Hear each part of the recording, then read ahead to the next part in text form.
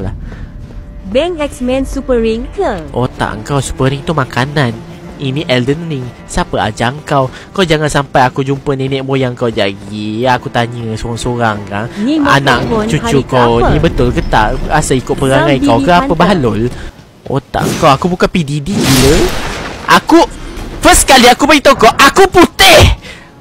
Aku tak didi macam hitam. Okey, tengok kiri kanan tu. Aku risau dia. Sabar Ezam Didi. Tak baik racis bang. Tak baik resis. Racing bang. Aku bagi tahu, aku putih. Sejak bilanya aku jadi resis. Grace lah. Aku baru nak marah tapi aku nampak Grace. Tak apa. Semalam aku tengok Naruto sedih tu. Goku kin tembak. Semalam aku tengok Naruto sedih tu. Sejak bila Dragon Ball ada Naruto dalam tu? Jadah kau. Dragon Ball lah dalam tu. Goku lah. Sejak bila Naruto ada dalam cerita Dragon Ball pula? Engkau kenapa? Engkau salah tengok channel ke apa? Siapa Abang T15 ke?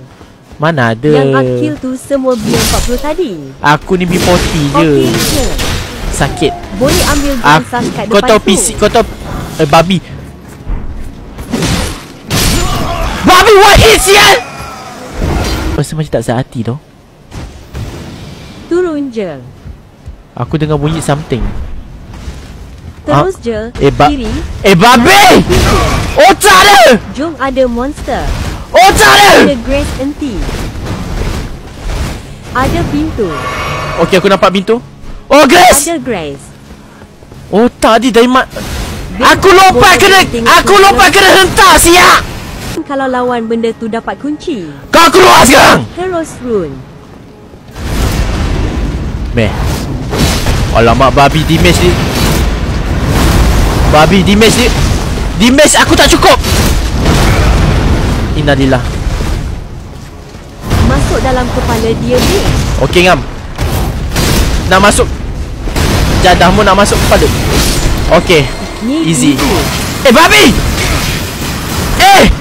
Dah mati cukup lah. Magic tu hilang lah. Bismillahirrahmanirrahim. Mana? Allahumma rabb Allah bengzam sampai Leindel.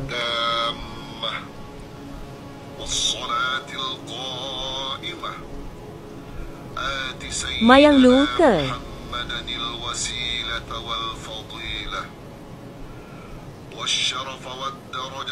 Beng dah buka puasa ke? Shopping dekat Leindel dengan bini dulu Beng.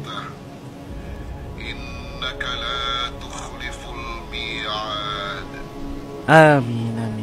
Jadah engkau buka puasa. Sejak bila buka puasa pula aku buka benda ni. Ini habis azan bahalol. Aku sepak juga sorang-sorang ajak ye kang. Benda kena belasah dengan bunga ni. Belum lagi aku dah lepas. Macam trap je. Betul ke ni aku lalu ni?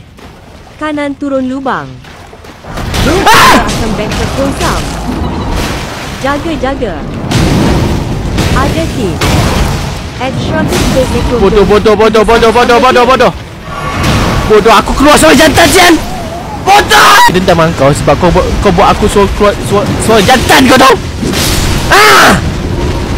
Mati kau.